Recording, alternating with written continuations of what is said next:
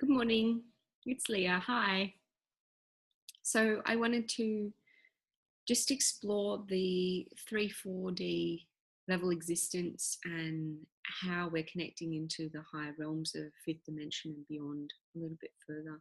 How that's showing up for me, the tangible experiences um, in that awakening process, in that transition process, what my level of commitment is like, and trust in my own process of ascension as well. So, first of all, I want us to start out with a lot of the times when people use D, they're talking about dimension, and dimension is a consciousness experience. So, the level of consciousness is directly attributed to the ability to be open in accessing the immediate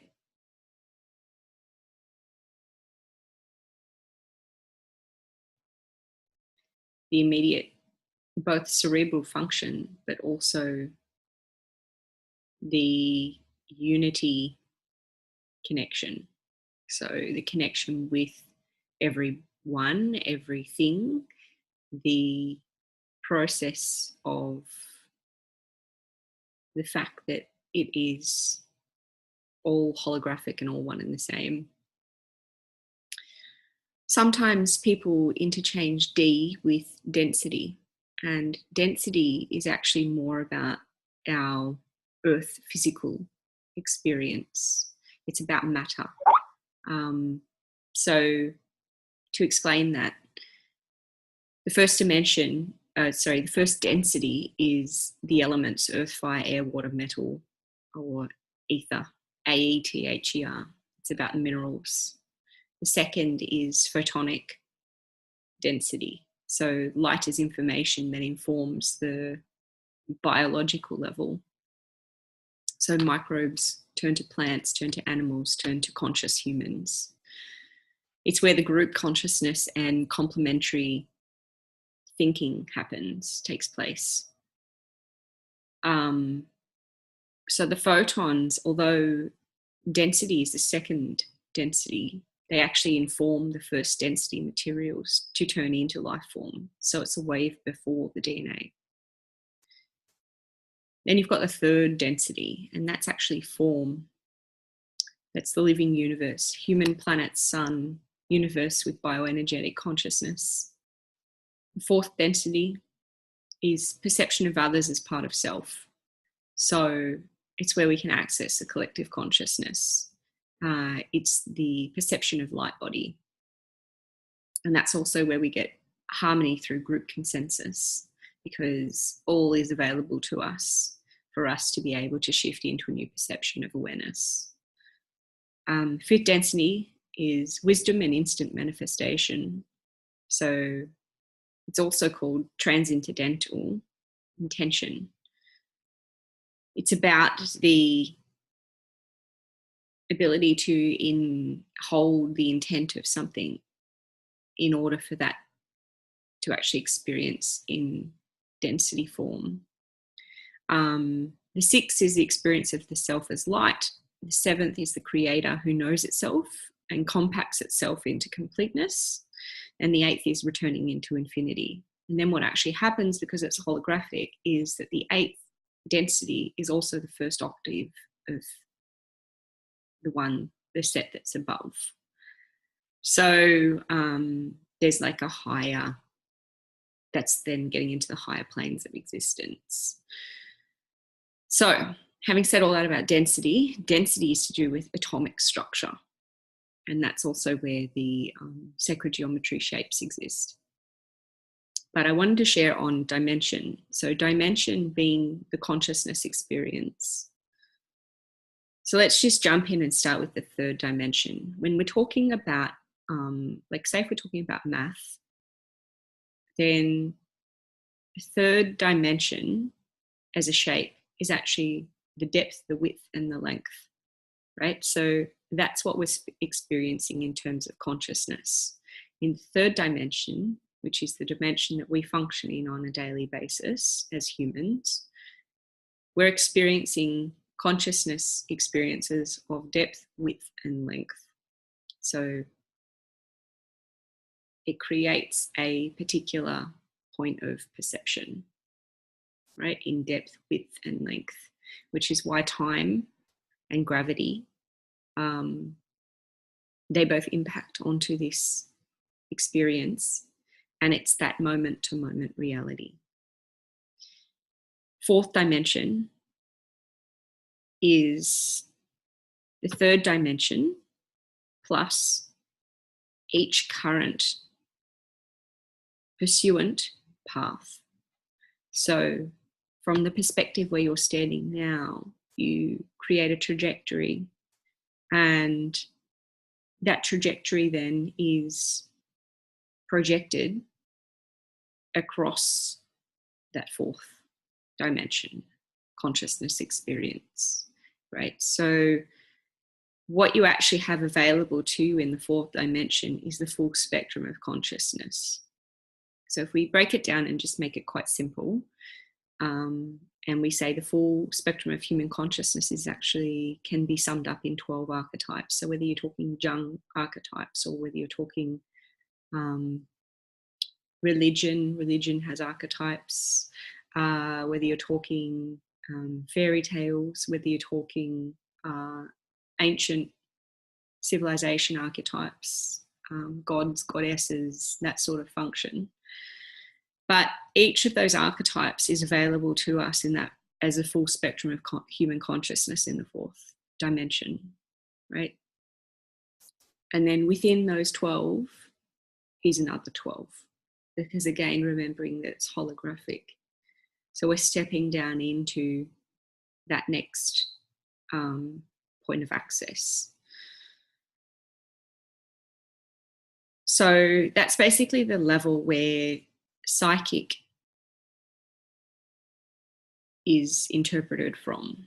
So psychic actually being a particular language, right? It's a language form because it's about interpretation of residual energies from the third dimension and into the fourth dimension. And then we're talking about, okay, well, the fifth dimension, right? So the fifth dimension is every possible timeline from the third dimension. So, and all possible realities related to them. So the way I like to explain this is, in this current moment, you may, let's just say you have these as possibilities. In the fifth dimension, you have those as possibilities from these possibilities. So it branches out, and in the fifth dimension, all of those complete possibilities are available to you. So the key way that I prefer to connect into the fifth dimension of consciousness is actually to tune into my highest possible vibration in any particular moment, especially if things are difficult.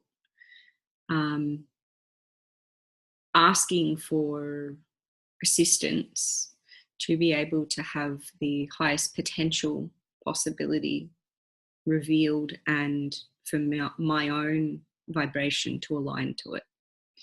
So remembering how I was talking about the fourth dimension consciousness with all the archetypes, within those archetypes then there's the higher vibration elements that you can tune into, because remembering that they're holographic, so they're fractal. So you go into it once and then you can go into it infinite times.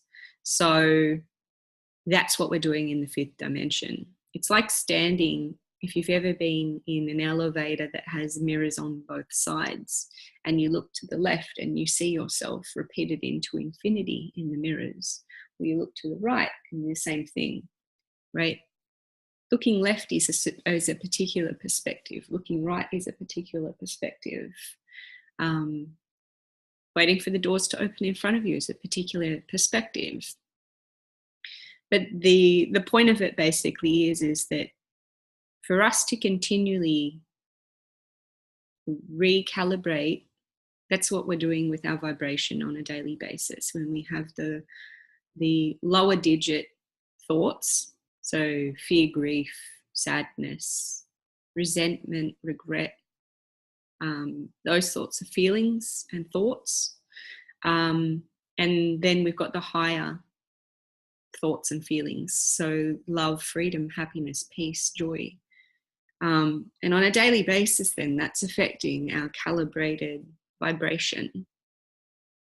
So working into and connecting into those higher realms of the fifth dimension and beyond, it's actually choosing the highest point in those possibilities out of all those possibilities that present themselves. And sometimes some of them aren't necessarily fully available to us because the vibration of what they are means that we need to be growing as an individual into that vibration and expanding and amplifying into that vibration by holding more of those higher digit emotions and feelings and processing more of the lower emotions and feelings in order to liberate them, so that then our mean vibration, our everyday natural vibration, starts to lift to a higher frequency as its standard set point. And once that begins to happen, then those higher potential possibilities become available to us easier and faster. And they start to come into our life with greater ease, and when we can approach them with a sense of allowing and acceptance, then they can actually transpire into the highest potential reality that is possible for us as the soul incarnated as the character. And in my case, the character Leah, right? So the consciousness experience beyond the fifth dimension then starts to get into sixth dimension. So, for the fifth dimension, I just want to say that's where I will channel a lot of information through, because the highest potentiality is available as a possibility, right? So when I will channel collectively, that's quite often where I'll channel from. Although the fourth dimension is consciousness as a realm, is great to understand what the key challenges are, particularly for the collective of humanity. And in some cases, when I channel for like disease, dis-ease, or bacteria, disharmony, they're all set collectives in themselves. So that will quite often come from the fourth dimension and sometimes from the fifth dimension, right? Because depending on the message that they want to be relaying, if they're talking about their problems and their challenges, then it's generally from the fourth dimension. If they're talking about their growth and potentiality, then it's from the fifth dimension, because it's the vibration, right? So the fourth dimension runs on a specific frequency band, and the fifth dimension runs on a specific frequency band. So as we lift our own natural vibrational state, they become easier and easier to tap into. The sixth dimension then is no time space limitations. So where we had the depth, width, and length before in the third dimension, there is no limitations in the sixth dimension. So instantaneous experience from the originating possibility point and the change that you made. So it kind of tracks back to be instantaneous. The seventh dimension is a single point where all possibilities converge in the universe, right? So rather than there being this identified separation or identified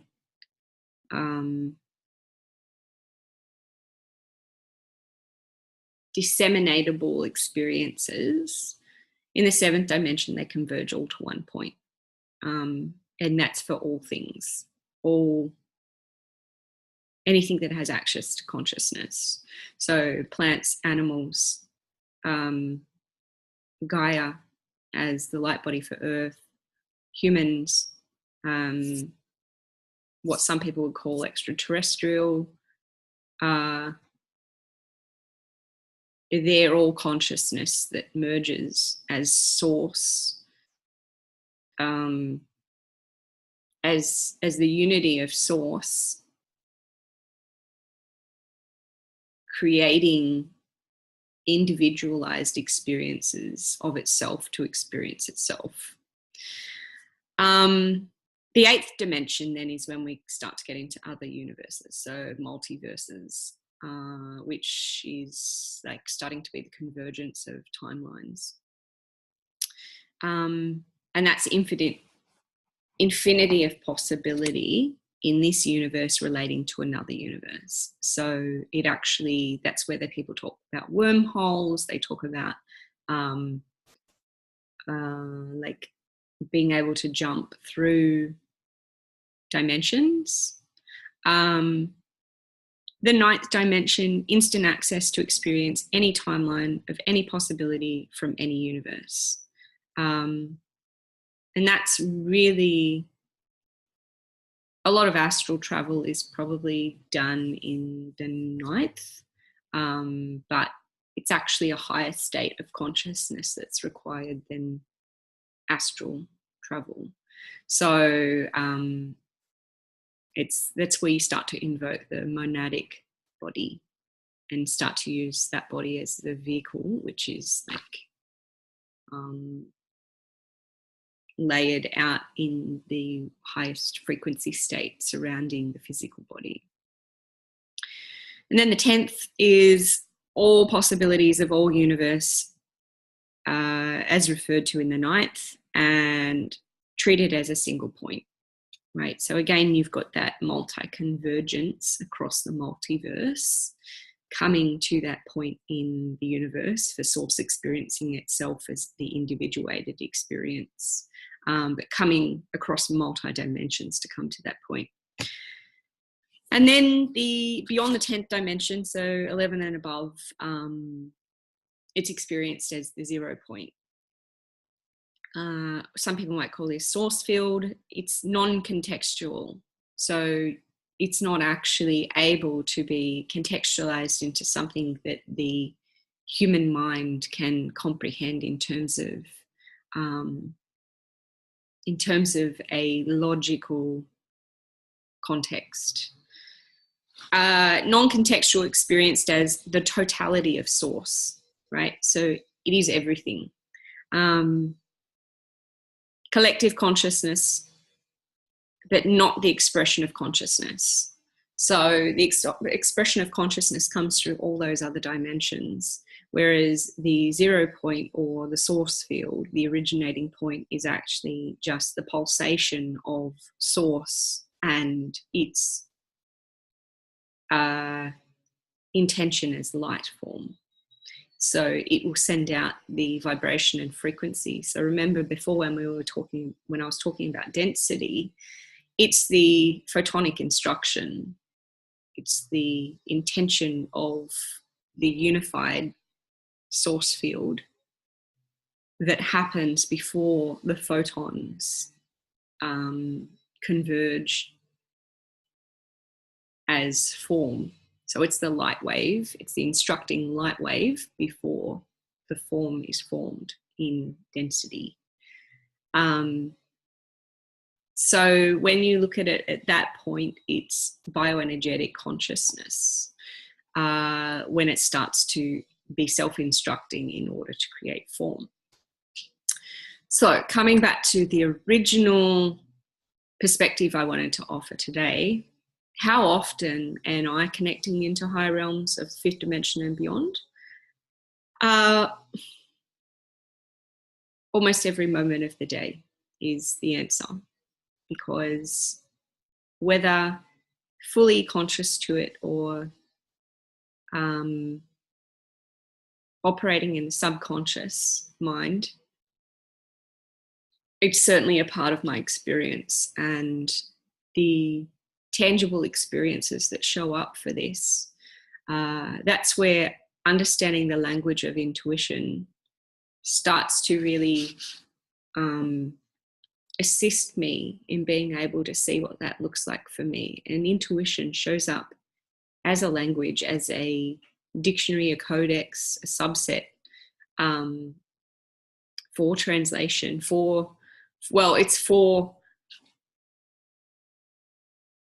it's for translation, whereas psychic is for interpretation, right? So this is why sometimes when I speak about intuition, I say that for some people, for people it shows up like as if you're trying to speak Chinese, right? And sometimes the dialect for Chinese might be Mandarin or it might be Cantonese. So it really depends on whether you understand Mandarin or Cantonese. And intuition will teach you the language if you learn to listen to it. It's like being submerged in a culture, right? You start hearing the language on the radio, the people around you are speaking it,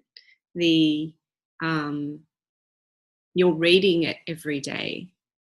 Sometimes your cognitive ability to understand it might not be there, but you can pick certain words out in order to be able to translate it, and therefore you can follow the flow of what it's actually trying to have you to understand.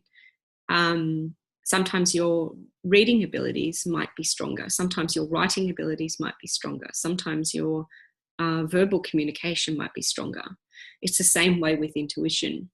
So the more that you surround yourself with the willingness to hear it and to understand it and to be open to accepting what it wants to be saying to you, the easier it becomes to interpret. And therefore the ability for you to start to have a two-way communication with it is actually heightened and escalated. Whereas psychic work, it still requires that interpretation. So you basically need to build a dictionary. And this is why sometimes, the people who do psychic work very well for others are easily able to interpret based on their own dictionary into words and language that the client is actually open to hearing and understanding. And therefore it connects with the resonance that the client is and the frequency the client is sitting on for them to be able to receive and hear the truth in what's being said. Whereas that's what psychic is, right? So it's a language that requires to build a capacity of understanding in order to interpret, right? It will come through as symbols, signs, terminology, but what a symbol that might be to somebody else might be completely different to me. For example, I believe John Edward uses a red rose. He's the psychic medium who appears a lot on TV. I believe that he uses the red rose as a sign, the pink, I think it's the pink rose, as a sign of love from somebody who's passed over. So residual 3D energy. Density is what it was, right? Their density is passed over from the third dimension density into the fourth density, and is coming through from the fifth density, even or higher. And therefore the psychic is actually accessing that information from the fourth dimension consciousness, and reaching down into the third dimension consciousness of what that form was in the third density. So when that person was a person, human, walking around on Earth, they basically leave an energetic resonance, almost like a shadow that's an energetic field, particularly when things aren't completed, or there remains a connection with loved ones. So when the soul and the character is still connected to the soul and the character that is still here and alive and in full consciousness in the third dimension of consciousness. I hope this is making sense. I hope that you're able to follow it. If not, then sit with it and then replay it again and allow the next nugget to drop in for you. And so the psychic person, the psychic skill, the psychic language is actually just interpreting those sign symbols and evidence, or what creates a body of evidence for the client, for the people receiving the psychic interpretation. But if you can learn to cultivate your own psychic codex, your own psychic dictionary, your own psychic language interpretation ability, then translation ability, then you can actually do that, create that experience for yourself and become more connected that way as well, should you wish to.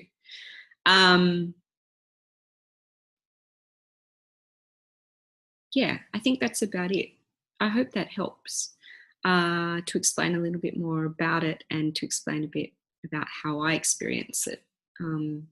I guess just to round it out, what I want to say is the tangible experiences that I have are feeling as though things are aligning, even if I feel resistance to what it is, being able to come up to the highest possibility in any moment and work through it from the fifth dimension and see that the fifth dimension me actually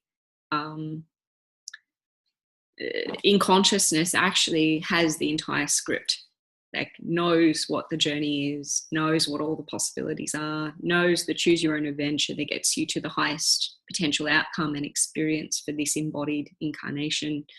And the third dimension me, the character, the soul, has to be in those experiences of those moments as they roll along and as they come through to be experienced. And that way it's kind of, sometimes I get stuck in the character and get stuck in the lines of Leah is in despair, Leah is in frustration, anger, resentment, when actually the higher self, me in the fifth dimension, has the script and is just like, don't worry, it doesn't matter. It's okay. It's fine.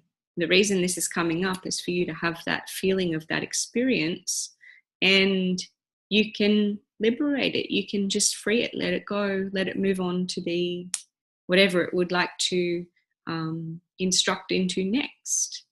Because remember, it's always that unity source consciousness self-instructing through the bioenergetics fields of 0 point back to the bioenergetic field that's around us all the time, and access through electromagnetic frequency.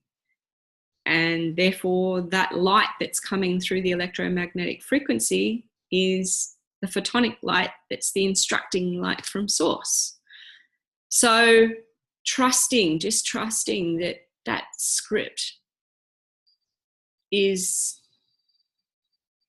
conducting the exact experiences and the exact processes that are right for you, and the free will choice in being able to choose the perspective that you are experiencing from when you're in it is possibly, for me anyway, the greatest gift of what it is to be human, alive, living in life and experiencing all that life has to offer. I think that's it from me for right now. I hope that you've enjoyed it, and just remember, trust in you. You're your greatest teacher, mentor, guide. And all you need to do is ask, cultivate that connection with the fifth dimension of consciousness, your higher self, and just ask. Ask what the highest possibility is out of a particular scenario, and take the little steps. And it's okay to sit in the stuff, but also know that it's okay to allow it to move on through, because you've listened to it and you've experienced what it has to offer you. Okay, trust in you. Mwah. See ya.